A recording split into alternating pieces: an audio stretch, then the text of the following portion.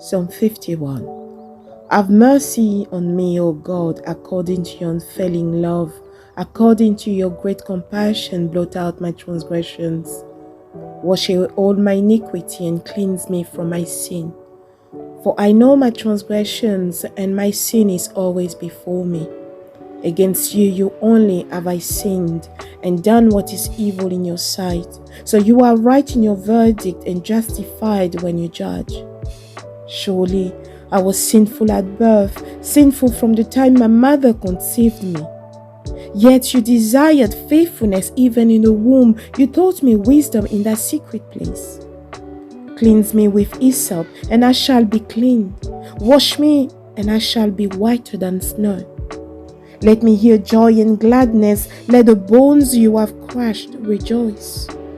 Hide your face from my sins and blot out all my iniquity. Create in me a pure heart, O God, and renew a steadfast spirit within me. Do not cast me from your presence or take your Holy Spirit from me. Restore to me the joy of your salvation and grant me a willing spirit to sustain me.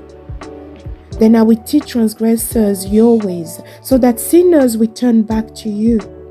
Deliver me from the guilt of bloodshed, O God.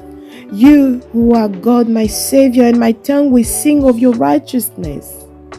Open my lips, Lord, and my mouth will declare your praise. You do not delight in sacrifice, or I would bring it. You do not take pleasure in burnt offerings. My sacrifice, O God, is a broken spirit, a broken and contrite heart.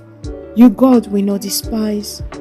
May it please you to prosper Zion, to build up the walls of Jerusalem.